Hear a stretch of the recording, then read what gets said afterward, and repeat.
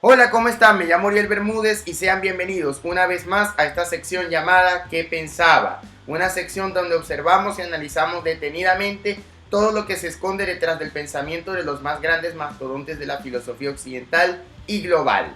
Yo sé que más de uno habrá notado que no hubo actividad en el canal en las últimas 4 semanas.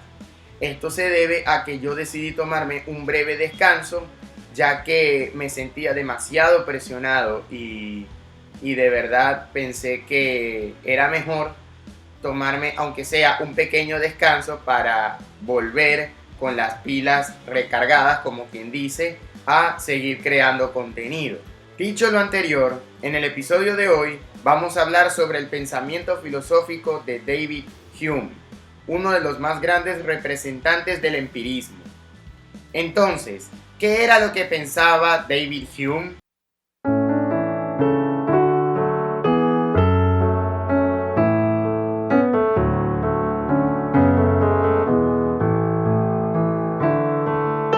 Hume creía que todo el conocimiento humano proviene de los sentidos, pero llevó el empirismo a un nuevo nivel de escepticismo.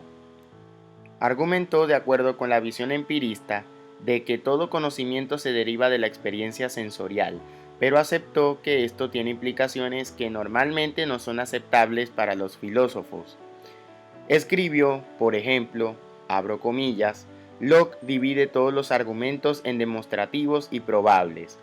Desde este punto de vista debemos decir que solo es probable que todos los hombres deban morir o que el sol saldrá mañana, porque ninguno de estos puede demostrarse, cierro comillas.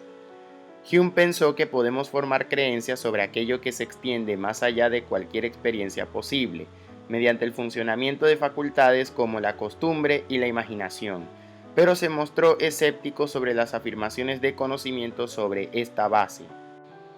Dado que todo lo que podemos decir, pensar o predecir de la naturaleza debe venir de la experiencia previa, nuestro conocimiento yace en el razonamiento inductivo, que es necesario en el método científico.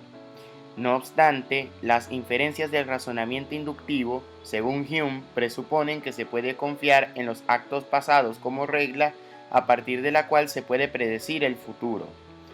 Por ejemplo, si en el pasado ha llovido el 60% del tiempo cuando se dan unas condiciones atmosféricas determinadas, entonces en el futuro probablemente lloverá un 60% del tiempo si se dan las mismas condiciones.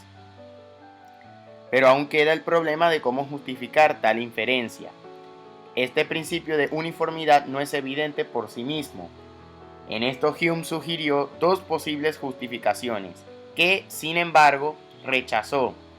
La primera justificación descansa en la suposición, tomada como una necesidad lógica, de que el futuro debe parecerse al pasado. Pero Hume puntualiza que podemos concebir un mundo caótico y errante en el que el futuro no tiene nada que ver con el pasado, o un mundo como el nuestro hasta el presente, que llegado a un punto cambia totalmente.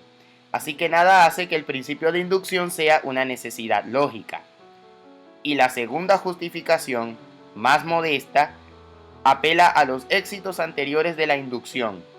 En el pasado ha funcionado en la mayoría de las ocasiones, así que probablemente seguirá haciéndolo en el futuro. Pero, como Hume comenta, esta justificación hace uso del razonamiento circular en un intento de justificar la inducción mediante la reiteración, lo que nos devuelve al punto de partida. A esto se le conoce como el problema de la inducción, y con él, Hume sostuvo que no hay certeza de que el futuro se parezca al pasado. Por lo tanto, como un ejemplo simple propuesto por Hume, no podemos saber con certeza mediante el razonamiento inductivo que el Sol continuará saliendo por el este, sino que esperamos que lo haga porque lo ha hecho repetidamente en el pasado. A pesar de la crítica de Hume a la inducción, sostuvo que era superior a la deducción en el reino del pensamiento empírico. Hay que decir que la doctrina central de la filosofía de Hume, enunciada como tal en las primeras líneas del Tratado de la Naturaleza Humana, es que la mente se compone de percepciones, o de los objetos mentales que le son presentes, y que se dividen en dos categorías, tal como él lo menciona a continuación. Todas las percepciones de la mente humana se resuelven en dos clases distintas, que llamaré impresiones e ideas. Hume creía que no sería muy necesario emplear muchas palabras para explicar esta distinción. Las percepciones o impresiones son, y citamos, todo lo que puede estar presente a la mente, sea que empleemos nuestros sentidos o que estemos movidos por la pasión o que ejerzamos nuestro pensamiento y nuestra reflexión.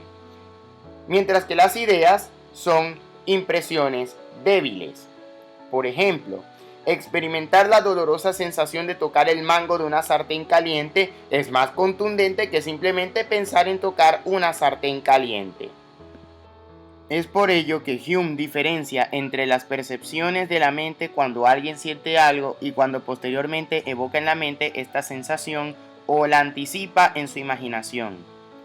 Es posible llegar a representar en nuestra mente un objeto de forma muy vívida, como ocurre en los sueños o en sentimientos de empatía, la base de su ética, pero nunca podrá presentarse ante nosotros con la misma fuerza y vivacidad de la experiencia sensible inicial. Luego, el pensamiento más intenso es siempre inferior a la sensación más débil. La mayoría de las personas consideran algunas conductas más razonables que otras. Por ejemplo, comer papel de aluminio parece irracional. Pero Hume negó que la razón tuviera un papel importante para motivar o desalentar la conducta, ya que, según él, la razón no es más que una calculadora de conceptos y experiencia. Lo que en definitiva importa es cómo nos sentimos respecto a la conducta. La moral excita las pasiones y produce o previene acciones. La razón misma es totalmente impotente en este particular. Las reglas de la moralidad, por lo tanto, no son conclusiones de nuestra razón. David Hume trató la ética por primera vez en el segundo y tercer libro del Tratado de la Naturaleza Humana, publicado en 1739. Varios años después extrajo y extrapoló las ideas allí propuestas en un ensayo más corto titulado Investigación sobre los principios de la moral, publicado en 1751. La aproximación de Hume a los problemas morales es fundamentalmente empírica. En lugar de decir cómo debería de operar la moral, expone cómo realizamos los juicios morales.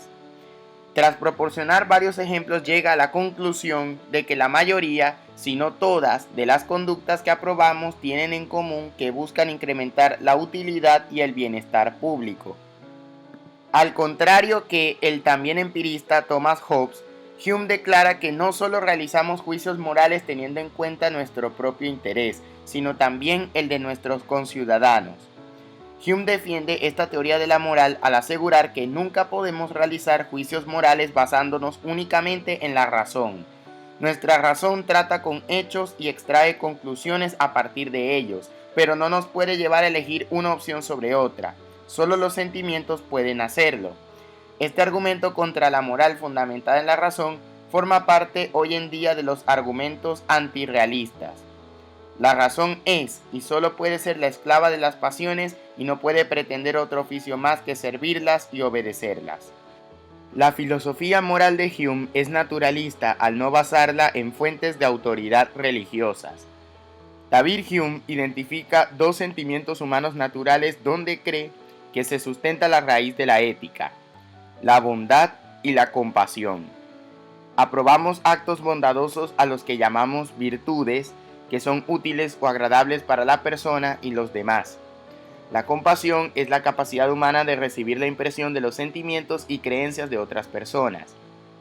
Hume tuvo en cuenta la utilidad de la filosofía para borrar obstáculos como la ignorancia, superstición e intolerancia. Similarmente, la justicia surge como un bien de utilidad pública. Si el video te gustó, no te olvides de darle un me gusta y compártelo con cualquier persona que consideres le interese esta temática. Suscríbete al canal y activa las notificaciones dándole a la campanita si quieres ver más videos de este estilo. También no te olvides de seguirme en mis redes sociales que están abajo en la caja de descripción. Sin más nada que decir, se despide este humilde servidor, Uriel Bermúdez, y esto era lo que pensaba David Hume.